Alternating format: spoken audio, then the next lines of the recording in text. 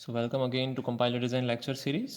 Last couple of lectures हमने छोटे छोटे लिए बहुत, उसमें हमने देखा कि लेक्सेमी टोकन्स और पैटर्न का एक सिंपल एग्जांपल क्या होता है। Okay, and then we saw lexical errors basically क्या होती हैं। Okay, so couple of small lectures were there was an example and then we had about lexical errors. Okay, so in this lecture we are going to discuss about input buffering. Okay, coming to our main line कि buffering basically होता क्या है। हमने काफ़ी बार देखा होगा, हम बोलते भी होंगे वीडियो बफर हो रहा है। बफर होने का मतलब क्या होता है कि आपका जो वीडियो होता है वो स्लाइड्स ऑफ पिक्चर्स होता है। If I talk about it कि वो स्लाइड्स ऑफ पिक्चर है इस तरीके से, तो जनरली वो वीडियो डायरेक्टली प्ले नहीं करेगा जब तक आपके बफर में एटलीस्ट 100 या 1000 स्लाइड्स जितना नहीं आ जाता। ओके, तब तक वो वीडियो प्ले नहीं करेगा। इसका मतलब इसका duration around let's say there are 5 seconds. आपका वीडियो 5 सेकेंड जितना लोड होने के लिए कैपेबल नहीं हो जाता तब तक वो आपका वीडियो प्ले नहीं करेगा। इसको क्या कहते हैं? बफर कहते हैं। ये हमारे मोबाइल की बफर कैपेसिटी दिखाता है कि वो कितनी चीज़ें अपनी रैम में स्टोर करके रख सकता है जब तक एक्चुअली में उसको इम्प्लीमेंट करने का है। ठीक है, सो जब हम ये सेम चीज़ हम इम्प्लीमेंट कर सकते हैं लेक्सिकल एनालिसिस में। Okay, lexical let's say lexical analyser में लिख रहा हूँ।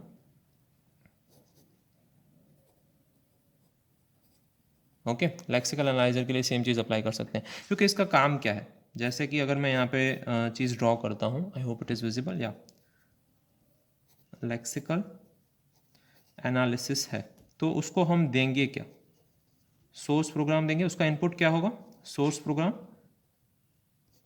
After giving it source program it will give me stream of tokens. ये मुझे स्ट्रीम ऑफ टोकन्स देगा। इसका मतलब मुझे टोकन्स जनरेट करके देगा। ठीक है, पर उसके लिए उसको सोर्स प्रोग्राम को क्या करना पड़ेगा? रीड करना पड़ेगा। तो वाइल रीडिंग सोर्स प्रोग्राम होता कहाँ है? वो होता है अपनी सेकेंडरी मेमोरी में या रोम में होता है। वो रैम में नहीं होता है। डायरेक्टली हम सोर्स प्रोग्राम को रैम में ऐड नहीं करते हैं। वो रोम में होता है। उसको वन बाय वन हम वहाँ से रीड कर रहे होते हैं। Okay, so reading the source program is a difficult task. वो ईजी टास्क नहीं है। क्यों नहीं है? क्योंकि one has to look at one or more characters beyond लेक्सेमीज। हो सकता है एक कैरेक्टर का लेक्सेमी हो सकता है एक से ज़्यादा कैरेक्टर का लेक्सेमी हो। आपको कैसे पता चलेगा? जैसे सी में ध्यान रखते हैं कि माइनस साइन है।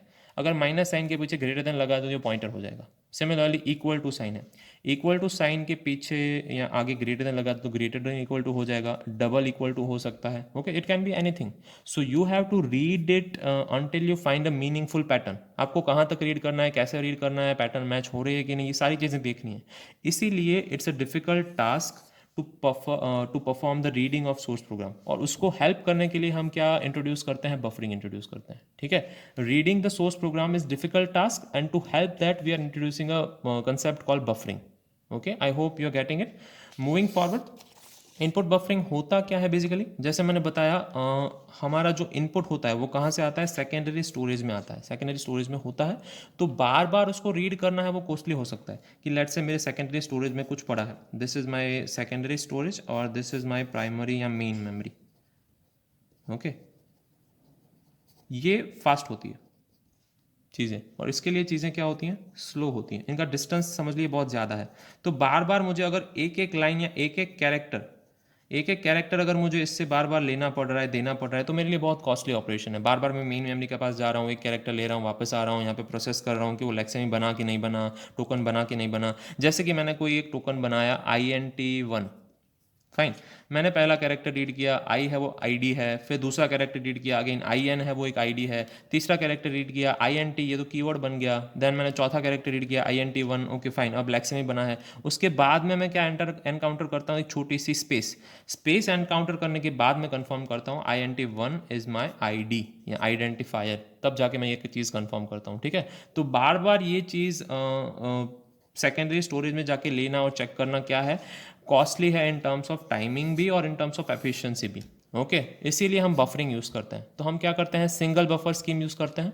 जनरली यहाँ पे मैंने छोटा सा बफर दिखाया हुआ है, पार्ट ऑफ बफर। बफर बहुत लंबा होता है। आपकी बुक में जो दिया गया है वो 4K साइज ऑफ बफर है, 4KB है उसकी साइज़, 4 KB। ओके, अब जो नए नए कंप्यूटर्स आने लगे हैं उसमें 12 किलोबाइट्स, 1 मेगाबाइट और इवन 2 मेगाबाइट साइज के बफर्स भी आने लगे हैं। Okay, up to 2 MB size of buffer. This is also impossible. Buffer में होता क्या है? पॉइंटर्स होते हैं। तो एक लेक्सेमी जहाँ से शुरू होता है वहाँ तक जाता है, और जैसा कि ये एक आईडी है E is equals to M star, okay, star है वो आगे जा रहा है, यहाँ सेंटेंस है ऐसा अज्यूम करते हैं हम, तो हमें यहाँ से स्टार्ट करना है और देखना है कि हमारा लेक्सेमी कहाँ तक जाता है। तो ई है वो यहाँ से बिगिन हो रहा है, तो मैं चेक करूंगा कि लेक्सेमी कहाँ पे खत्म हो रहा है। मेरा फॉरवर्ड पॉइंटर वो आगे बढ़ता जाएगा एक एक करके। पहले मेरा स्टार्टिंग और फॉरवर्ड पॉइंटर एक ही जगह पे हो सकते हैं, या स्टार्टिंग पॉइंटर यहाँ पे और फॉरवर्ड पॉइंटर दूसरी जगह पे हो सकता है, ठीक है। ऑन लेट्स से अगर ये एरे है तो उसको नाम दे देता हूँ 0 1 2 3 4 और 5, ये उनकी पोजीशंस हैं, ओके। सो बिगिन और फॉरवर्ड दोनों सेम पोजीशन पे हो सकते हैं, या बिगिन के एक प्लस पोजीशन पे फॉरवर्ड हो सकता है। It depends on your programming, आप उसको कैसे प्रोग्राम करते हैं। सो अगर यहाँ पे ई है और यहाँ पे स्पेस है, फाइन, तो आई विल अज्यूम कि ई है एक टोकन है मेरा।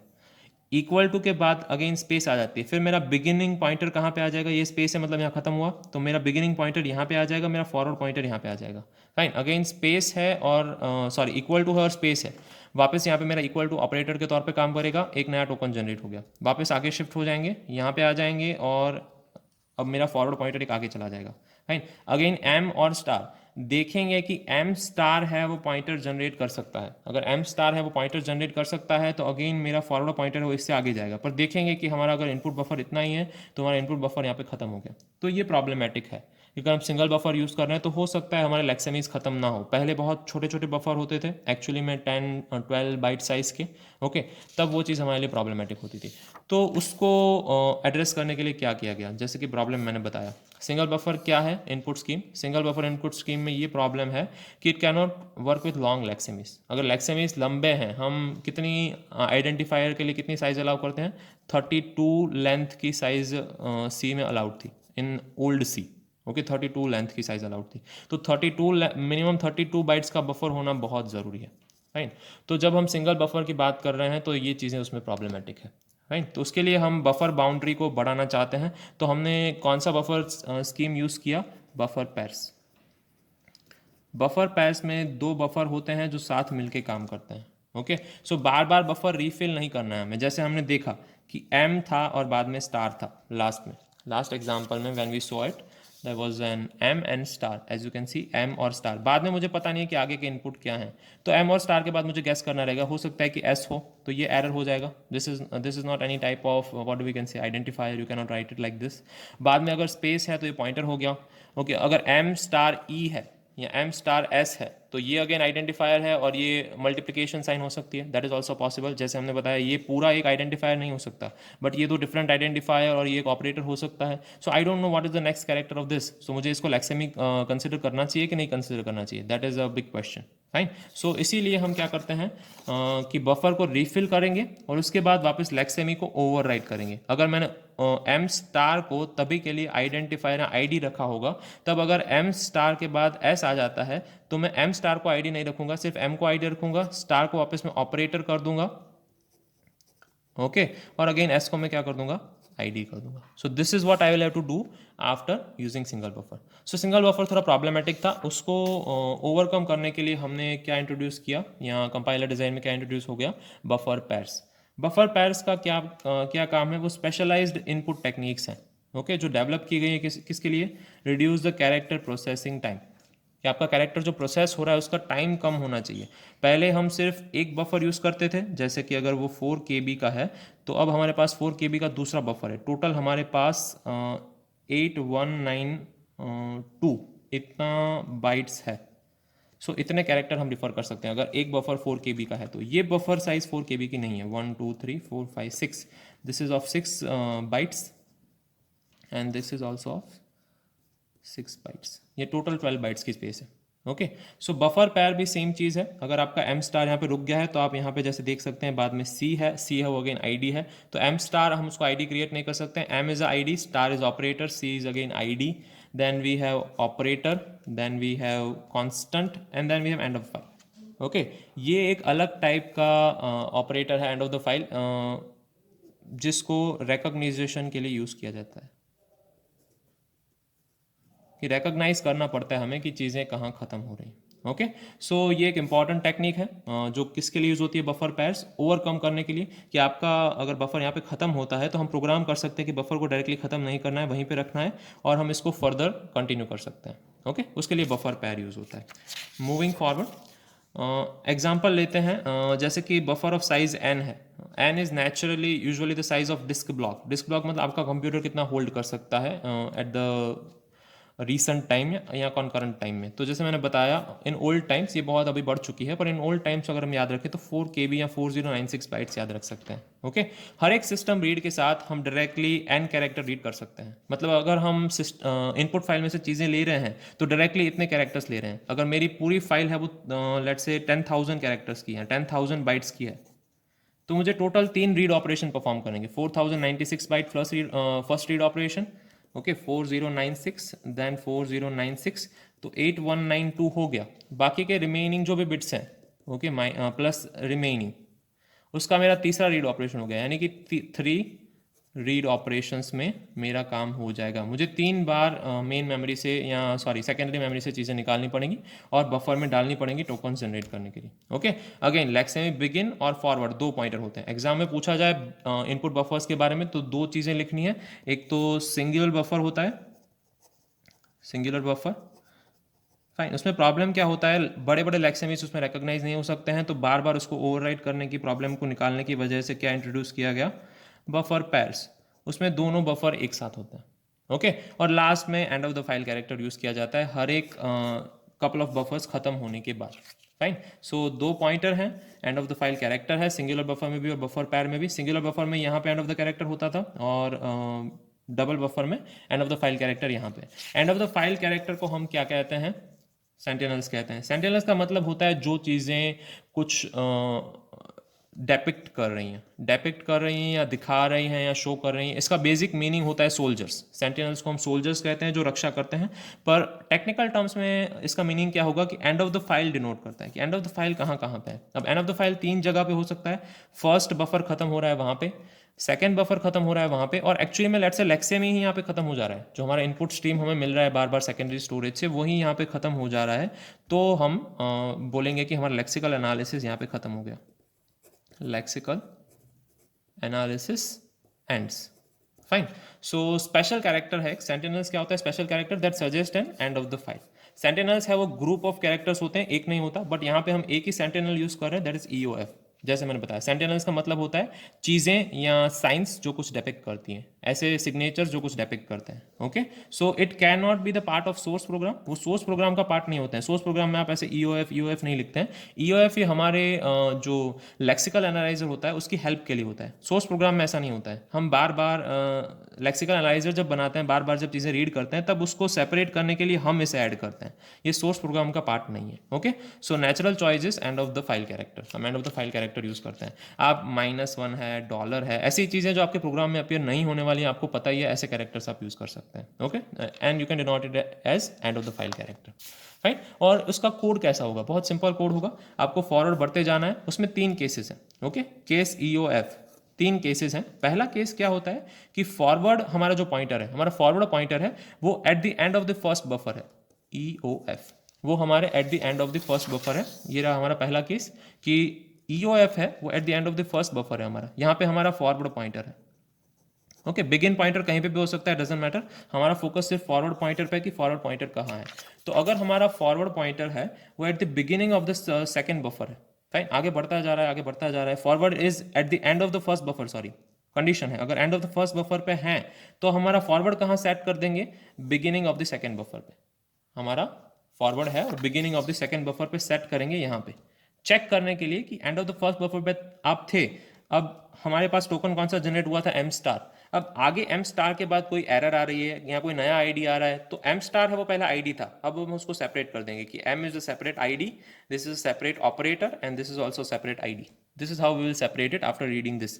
सो हम फॉरवर्ड पॉइंटर को बस आगे बढ़ा रहे हैं। अगर आप यहाँ पे खड़े हैं फॉरवर्ड में तो उसको एक पॉइंटर आगे बढ़ाएंगे। सेकेंड केस क्या है, अगर forward is eight the end of the second buffer, अगर फॉरवर्ड है वो सेकेंड बफर पे है, तो पहले बफर के एंड पे था तो सेकेंड बफर को रीलोड कीजिए, रीड कर लीजिए, अगर रीड नहीं किया है तो फाइन, उसको लोड कर लीजिए और फॉरवर्ड को सेकेंड बफर के बिगिनिंग पे सेट कर दीजिए।